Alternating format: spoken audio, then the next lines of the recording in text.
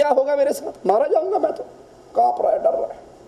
سارے گناہ پوچھ کے اللہ کہتا ہے فرشتوں اس کے سارے گناہوں کی نیکیاں بنا کے اس کو عطا کر دو۔ بندے کو تھوڑی سی ہمت ہوتی ہے، بندہ کہتا ہے اللہ میں تو کچھ بڑے بڑے بھی کیتے سن، وہ کدھر نے، کچھ بڑے بڑے گناہ میں نے کیے تھے وہ کہاں ہیں؟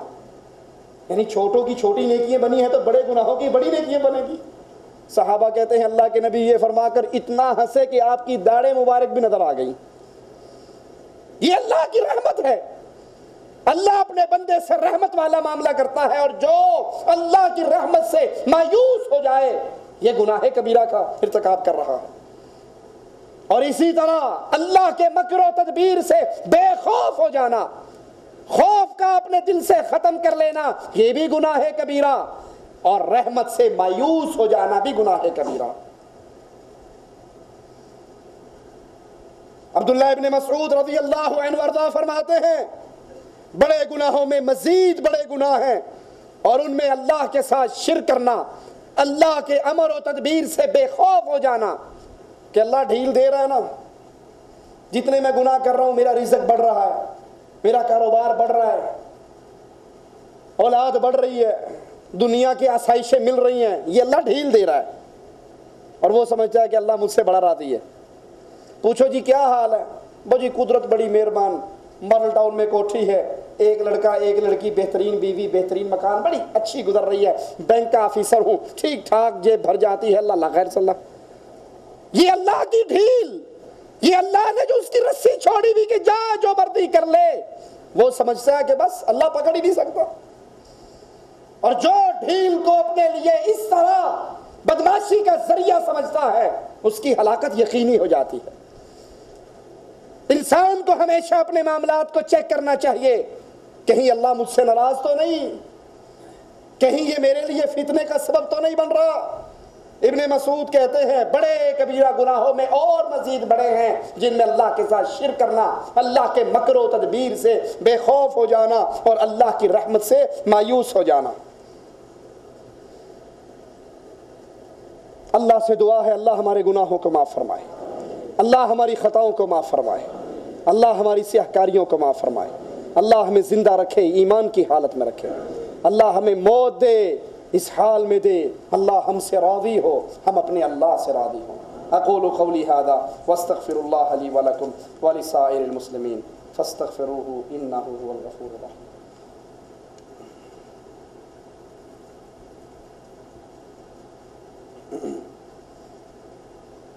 یہ ایک بھائی کا سوال ہے کہ ایک دن درس شادی وغیرہ کے مسئلے پر بھی دیا جائے، جو لڑکی والے لڑکے کو جہیز وغیرہ دیتے ہیں اس پر بھی دیا جائے، تو انشاءاللہ اللہ نے توفیق دی تو انشاءاللہ ایک درس شادی کی رسم و رواج اور جہیز کی لعنت پر بھی ضرور دیں گے انشاءاللہ۔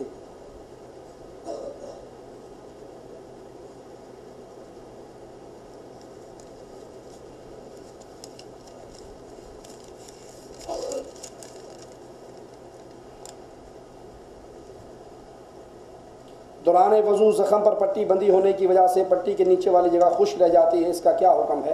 ایسی زخمی جگہ پر جس پہ پٹی بندھی ہوئی ہے صرف آپ ہاتھ سے مسح کر لیں، اس کو دھونا اور گیلا کرنا درست نہیں ہے۔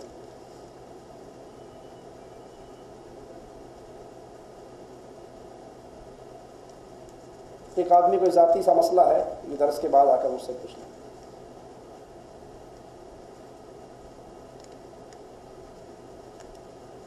پاکستان میں یوسف کا خواب نام سے کتاب بکتی ہے جس میں خوابوں کی تعبیریں لکھی جاتی ہیں، کیا یہ تعبیریں درست ہیں؟ واللہ اعلم، میں نے کتاب نہیں دیکھی۔ رات کو آنے والے خواب کی تعبیر کی کیا حقیقت ہے؟ کچھ کہتے ہیں دن کے اوقات میں پیش آنے والے واقعات خیالات کی صورت میں رات کو ذہن میں گھومتے ہیں۔ دیکھیں، نیک خواب اللہ کی طرف سے اہل ایمان کے لیے اشارہ بھی ہوتے ہیں، بعض چیزیں خواب میں دکھا بھی دی جاتی ہیں، اور بعض دفعہ پیٹ بھر کے سو جو سارا دن سوچتے رہتے ہو وہ بھی خواب میں آتا رہتا ہے۔ تو جو خواب میں آئے اگر وہ کتاب اللہ اور سنت رسول اللہ کے مطابق ہے تو کسی عالم سے اس کے بارے میں سوال پوچھ لیں، اور اگر خواب کے اندر ایسی بات آ رہی ہے جو اہل ایمان کے عقیدے سے ٹکرائے، قرآن اور حدیث سے ٹکرائے، تو پھر یقینی بات ہے کہ وہ شیطان کا خواب ہے۔ اہل ایمان ایسے خوابوں پر یقین نہیں رکھتے جو خواب قرآن، حدیث سے ٹکراتے ہوں۔ مثال کے طور پہ طاہر القادری صاحب کہتے ہیں مجھے خواب آیا کہ اللہ کے نبی صلی اللہ علیہ وسلم کراچی ایئرپورٹ پہ آئے ہوئے ہیں، مجھے بلا رہے ہیں، میں بھی چلا گیا۔ اللہ کے نبی نے وہاں مجھ سے روٹی مانگی، ہوٹل مانگا، کرایہ مانگا، واپس مدینہ جانے کا ریٹرن ٹکٹ مانگا، فیصل آباد جانے کے لیے ٹیکسی مانگی۔ میرے پاس ان کی ویڈیو کیسٹ ہے جس میں وہ سارا یہ خواب نامہ پیش کر رہے ہیں، اور اپنے ہاتھ سے مجھے جنت کا ٹکٹ لکھ کر دیا، انتخابات میں وعدہ کیا کہ انتخابات میں کھڑے ہو جو الیکشن میں تم ضرور جیتو گے، اور طرح طرح کی ڈرامے بازی اس میں، اور آخر میں جو اصل بات کہنے والی وہ بھی کہہ دی کہ میں نے اللہ کے نبی سے وعدہ کر لیا ہے، ان کو روٹی دینی ہے، ان کا ہوٹل، ان کا کرایہ، ان کا مدینے کا ریٹرن ٹکٹ، تو میرے پاس تو کچھ ہے نہیں، میں کتوں دیا گا؟ کیا مطلب اس سے؟ میں کہاں سے دوں گا؟ میرے پاس تو کچھ ہے نہیں، تم دو گے تو میں دوں گا، زیادہ دو مجھے۔ تو لوگوں نے نچھاور کر دیے مال و سر ان کے اوپر۔ مولوی زکریا صاحب ایک جگہ پر خواب میں لکھتے ہیں، بہجت القلوب کتاب کا نام ہے، ان کے شاگرد کہتے ہیں صوفی اقبال صاحب کہ میں گیا حضرت زکریا صاحب کی حجرہ شریف میں، اللہ کے نبی چارپائی پر بیٹھے ہوئے ہیں، پیر زکریا صاحب پاؤں میں بیٹھ کے اپنی کتاب پڑھ رہے ہیں، اور اللہ کے نبی بڑے غور سے سن رہے ہیں، حالانکہ وہ کتاب اردو میں عربی میں نہیں ہے، پتہ نہیں نبی کو اردو کیسے سیکھ لی۔ اور پھر عجیب جھوٹ بیان کرتے ہوئے کہتے ہیں کہ جب میں نے اللہ کے نبی کا چہرہ مبارک دیکھا تو ساری داڑھی مبارک آپ کے سینے کو ڈھانپے ہوئے تھی، اور ساری داڑھی سفید تھی، آنکھوں پہ چشمہ بھی لگا ہوا تھا۔ یہ کتاب میرے پاس موجود ہے، بہجت القلوب۔ اب بتائیے، اللہ کے نبی کی صحیح حدیث ہے، حدیث میں آتا ہے اللہ کے نبی صلی اللہ علیہ وسلم کی داڑھی میں 18 یا 16 یا 20 بال سفید تھے، اور آپ نے فرمایا یہ بڑھاپے کے آثار نہیں، سورۃ ہود پڑھ پڑھ کے یہ اس کے اثر کی وجہ سے رو رو کر میری یہ حالت ہوئی ہے۔ اب وہ خواب میں بتا رہا ہے کہ اللہ کے نبی نے اینک بھی لگائی ہوئی ہے، داڑھی بھی سفید ہے، اور اردو کی کتاب سن رہے ہیں۔ وہ خواب جو قرآن اور حدیث کے مطابق ہو اس کو مانا جائے گا، اور جو خواب قرآن و حدیث کے خلاف اس سے ٹکراتا ہو وہ آپ کو آئے، مجھے آئے، کسی کو آئے، ہمارے پاس یہ دین خوابوں کا شہزادہ نہیں ہے کہ خواب میں آ گیا صبح یہ کام کرنا ہے اور میں نے کرنا ہے۔ اگر وہ کام قرآن و حدیث کے مطابق ہے تو اہلاً و سہلاً، اور اگر وہ قرآن و حدیث سے ٹکراتا ہے تو پھر ہمارے لیے خواب گارنٹی نہیں ہے۔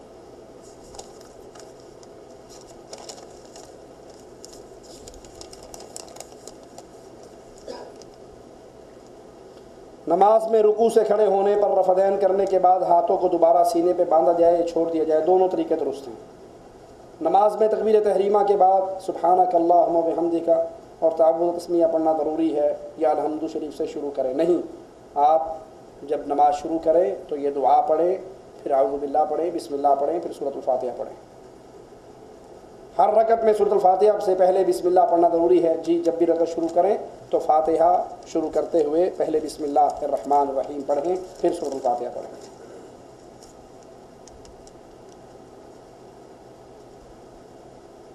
اردو زبان میں مسلم ٹی وی 1 کے نام سے ایک چینل آتا ہے، ان کے درس کے متعلق معلومات چاہیے کہ یہ چینل کن لوگوں کا ہے۔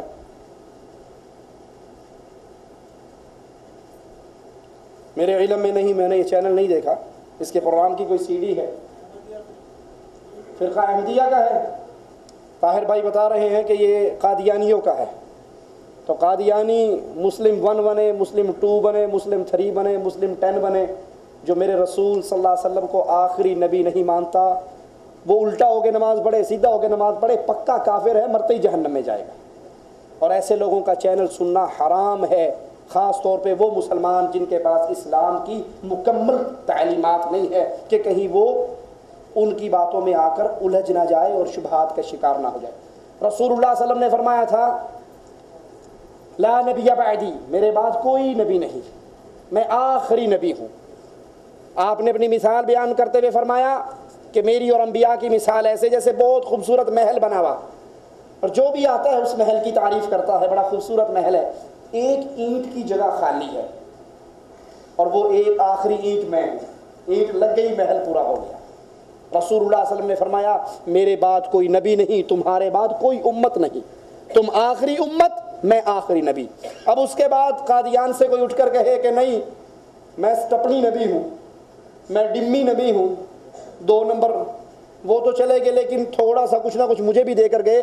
اللہ کے رسول صلی اللہ علیہ وسلم کے بعد نبوت کا دروازہ بند ہو گیا۔ اب کوئی اور نبوت کا اعلان کرے تو وہ پکا ٹھکا کافر ہے، ان کے ساتھ رشتہ داری حرام ہے، ان کے پیچھے نمازیں پڑھنا حرام ہے، ان کو بیٹی کا رشتہ لینا دینا حرام ہے، ان سے محبت کرنا حرام ہے، ان کی مجلسوں میں جانا حرام ہے۔